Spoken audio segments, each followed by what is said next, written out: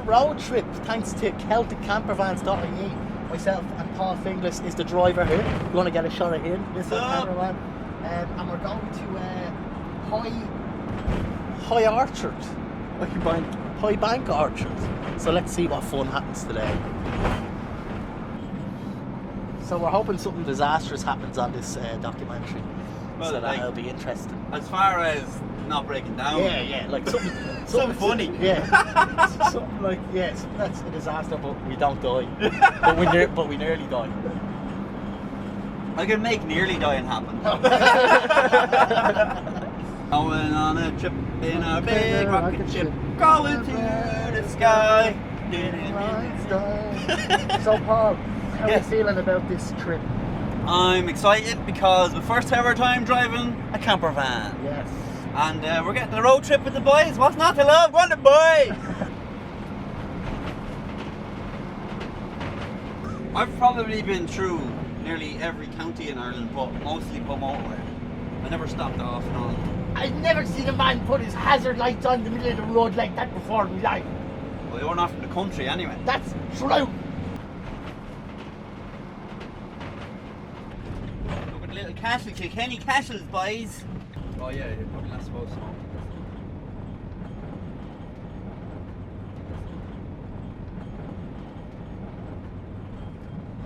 We're here, lads, so can anyone see any apples?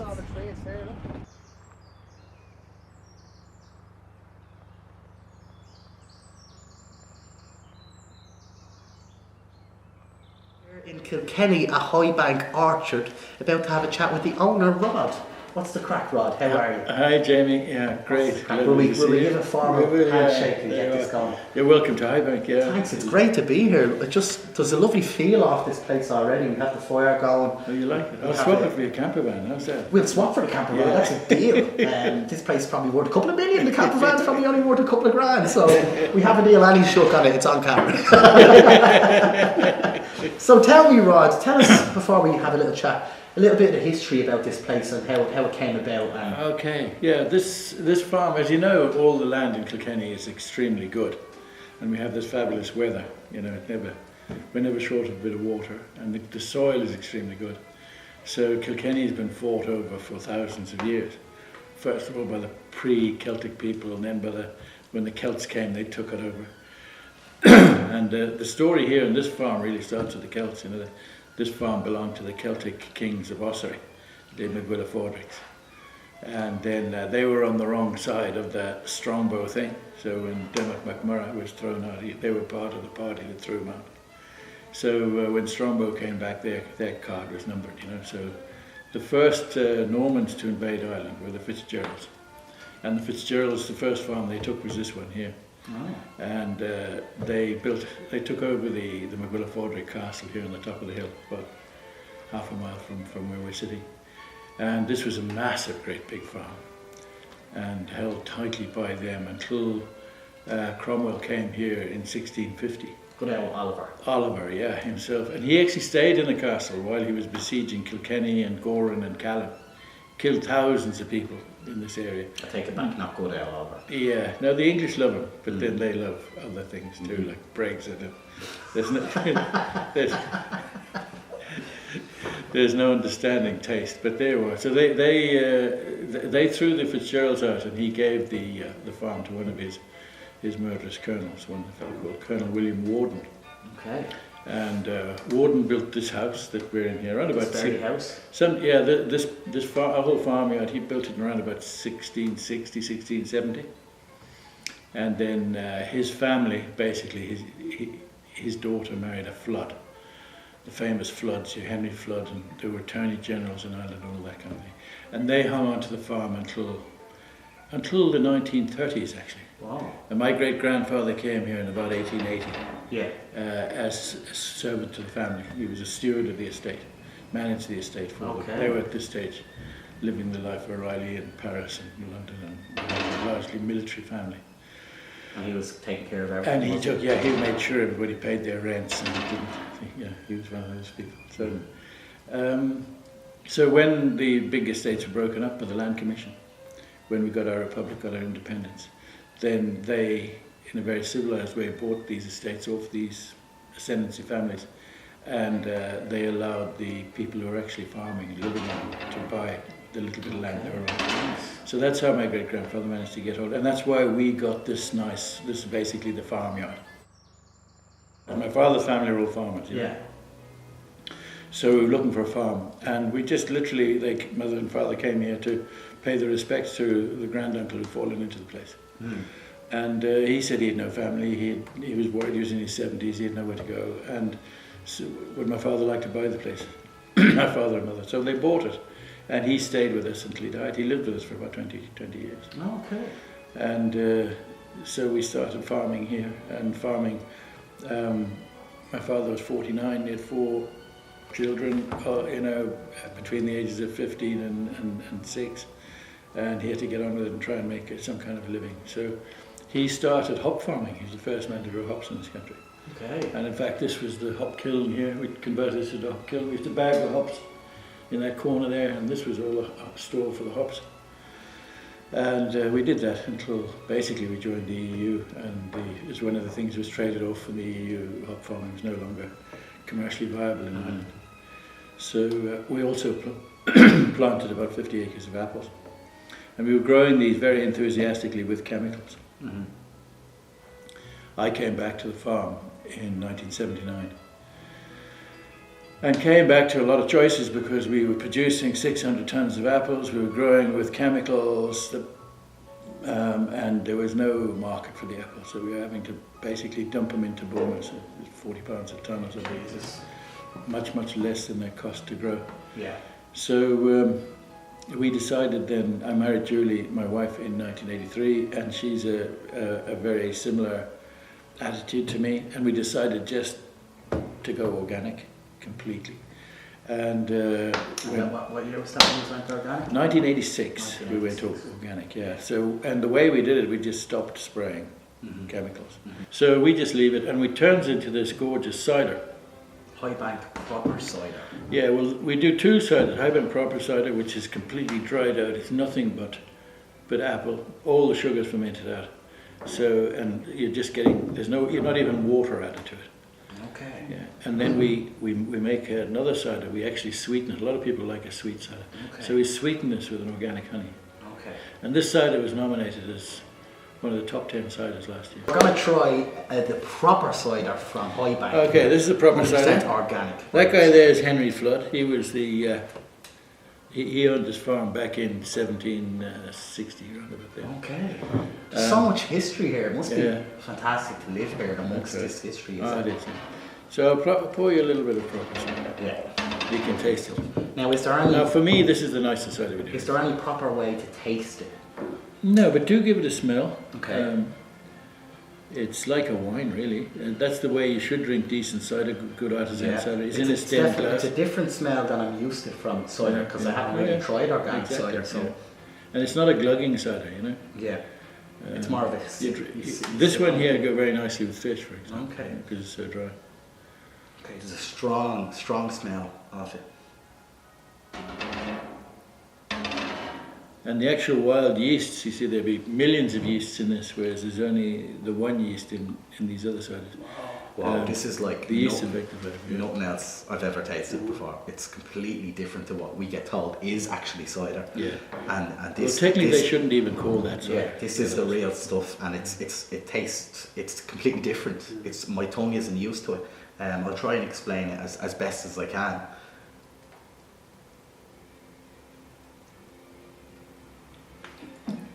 It's rich in flavour. You taste the bitterness. There is that sort of drying out effect in your mouth. That comes. You see, our cider is also a very dark colour. That's because of the polyphenols that are in it. It's very, very high, and they give that dryness. And it's the same effect that hops has on beer. This is medieval cider, because in medieval times you wouldn't have had sugar. So in order to get sweetness, you get it from medieval cider. Let's give a taste of this. I'm excited. This is great stuff.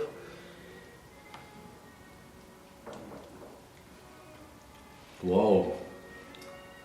As soon as it touches. Sorry, I didn't. You can even smell the honey on it. Yeah, as soon as it touches the tongue, you can get it's like a burst of flavour and taste.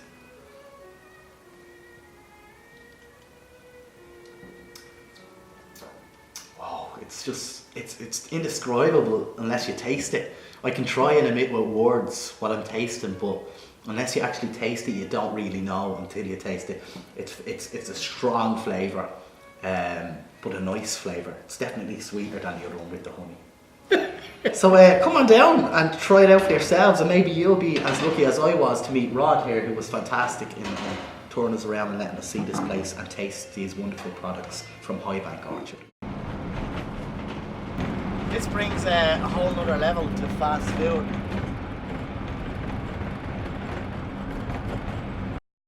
Today was absolutely fantastic. I got to meet some people I thought I'd never meet. I got to go places I thought I'd never go. We've been driving around, it's all been just easy because it is Campervan, and it's been very interesting. Well, today is the second day and we're getting ready to drive. And it's very cold and everything's we're in the Antarctic. I'm only messing, it's actually fine and dandy. No idea what we're actually doing at all today, so it should be interesting. Yeah. Let's go Kilkenny! I do know I'm having points tonight in Kilkenny. How are you? We're here now at Kyteler's. It's a very famous pub, and I'm with the owner, JD. What's the crack? How are you, man? How's it going? Thanks. Nice to meet you. Yeah, you too. I was saying thanks before you even gave me the interview. Yeah. So tell us, we'll get straight into it. Tell us about the history of this place and why it's so popular. Yeah, so Kyteler's Inn is very famous for one particular story. It's about a woman named Alice Kyteler. And I believe Alice was a witch. Well, before you get into the witch part, okay, sorry. You have to go back. You have to look at medieval times, female owner in a very patriarchal society, and you know she was the daughter of a very wealthy man, and she was married to a banker, a Norman banker, and you know, very powerful because they had lots of money. And what happened was her first husband died. Okay. Okay, so William Outlaw was her first husband, and she had a son by him, William Jr. And that was grand. Okay, it was a bit of misfortune. She remarried a wealthy widow, and he died. The second husband. The second husband died. So that's a bit unlucky again. Poor Alison. Remarried again. So now she has the wealth of two husbands from both, and the third one dies, right? So. Yeah, right, so like two's a coincidence, three's a bit of an MO, like. Questions start being asked after three. Really. So that's basically it. On the fourth husband, he starts to get very sick, and the fourth husband had children from a previous marriage. Okay. And they noticed their dad getting really sick. Oh, no. And they're like, here's Alice, and this is the not the first husband, not the second, not the third, but the fourth. God. And he's getting very sick. Now, they describe in a couple of journals that he was hair falling off, or falling out, very pale and grey like, so they think it was arsenic poisoning. Oh but God. So you kind of that aside, you know, you had it's very medieval time, so Christianity is starting to come in. We have a new bishop in Ossory, which was kind of Kilkenny, and so he's trying to really put a stamp down. He's a new manager in town. He's like, he wants to make his mark. Yeah. So he's like, I want to stamp out all the kind of paganism and things. So he's like, oh, it's all Christianity. And next thing, someone mentions the word witch and poisoning, and next thing, they're out for Alice. They're out for Alice's time is coming to a close, is it? That's it. Yeah. So she's basically the local bishop, the local mayor.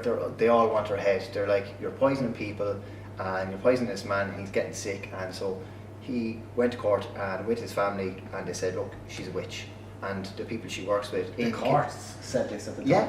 And she owned this place, didn't she? She did, yeah. Okay. And it's not just the court, so don't forget, like, it was the Roman Church, so they were actually discussing this. Kyteler's in Kilkenny, in the Catholic Church in Rome. Jesus. So the Pope is discussing this.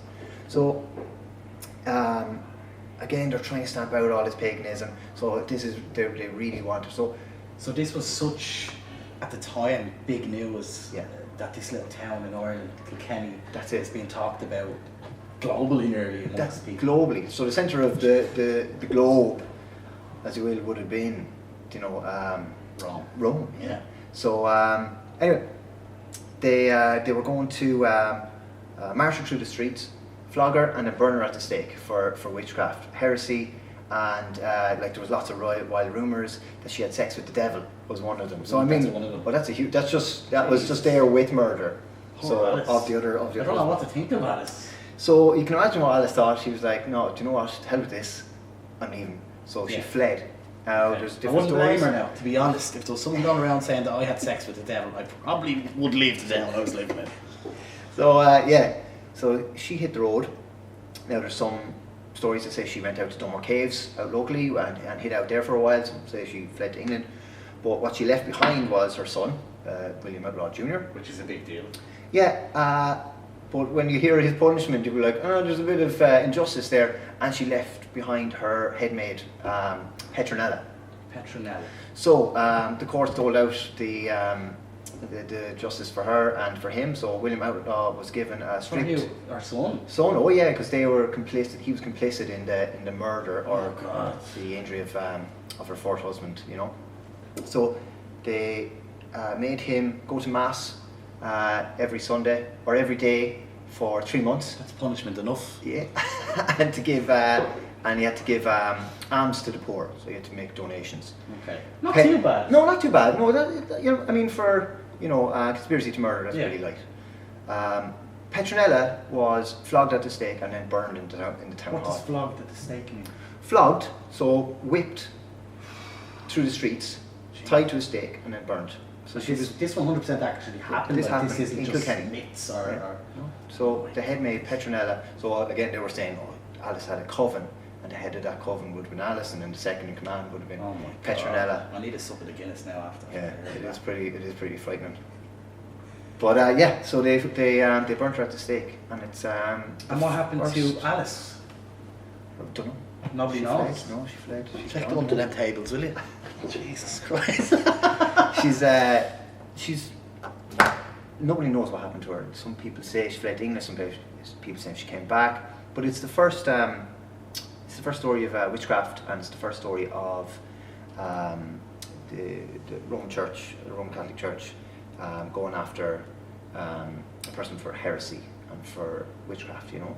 So In the world or in Ireland? in Ireland, yeah, in Ireland. So I mean, it was fairly up there. Yeah. And then you had after that you had Spanish Inquisitions around that time as well. It's crazy to think that this stuff happens. Yeah. And that these people discussed this and made decisions when they had no proof or evidence. No, that's it, and it was all hearsay, and that happened right here in this building. My favourite place so far, I did love the distillery, but I loved the story behind the pub and Alison, and it's scary, but it's also very intriguing and interesting.